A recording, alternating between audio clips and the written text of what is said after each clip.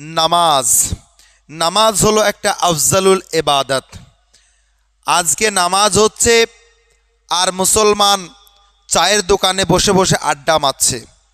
আজানের শব্দ তার কানের মধ্যে প্রবেশ করছে, অথচ বেহায়ার মতো নির্লজ্জের মতো দোকানে বসে বসে, বাজারে বসে, হাটে বসে, ঘাটে বসে বসে টাইমগুলোকে নষ্ট করছে।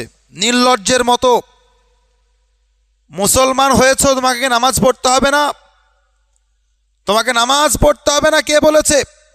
আজান হচ্ছে অথচ এদিক সেদিক ঘুরে বেড়াচ্ছে। মনে রেখে দিও, মসজিদের মধ্যে মাইকে 5 বার আজান দেওয়া হয়, দিনে 5 বার মুয়াজ্জিনের মারফত তোমাকে ডাকা হয় মসজিদের জন্য, অথচ তুমি এক ওয়াক্ত আসলে না। কালকে যখন কবরে নামানো হবে, নামানোর পরে যখন তোমাকে হাসরের ময়দানে তোলানো হবে, আল্লাহ রাব্বুল আলামিন সর্বপ্রথম তোমাকে জিজ্ঞাসা করবে, বান্দা নামাজ পড়েছিলা? নামাজ পড়েছিলা? কি বলবেন? আল্লাহ, আজান হচ্ছিল, চায়ের দোকানে আড্ডা মারতে ব্যস্ত ছিলাম। আজান হচ্ছিল, পরের দুর্নাম গাইতে ব্যস্ত ছিলাম।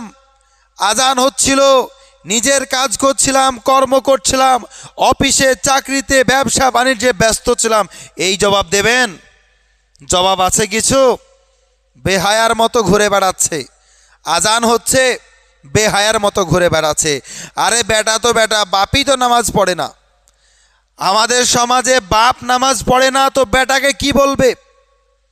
বাপ যখন নামাজ পড়বে তখন না নিজের ছেলেকে বলবে যে চলো মসজিদ চলো, আজান দিচ্ছে। বাপ নিজেই তো পড়ে না।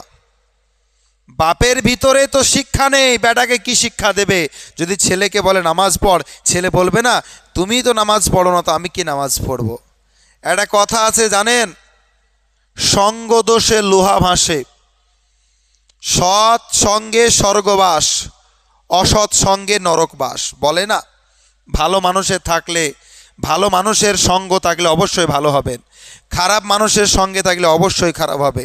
যদি আপনার পৃথিবীতে নামাজি বন্ধু থাকে, আপনি নামাজি হবেন।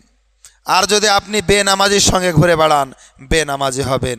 তো প্যারে মুসলমান, নামাজি হতে হবে। নামাজ পড়েন, আপনার কাজ আছে, কর্ম আছে, ব্যবসা বাণিজ্য, চাকরি বাকরি করেন, কোনো সমস্যা নেই, নামাজটা তো পড়েন। আরে টাইম মোতাবেক খাবার খান, তখন কোনো অসুবিধা হয় না, কিন্তু টাইম মোতাবেক নামাজ পড়তে গেলে হাঁটুতে ব্যথা শুরু হয়ে যায়।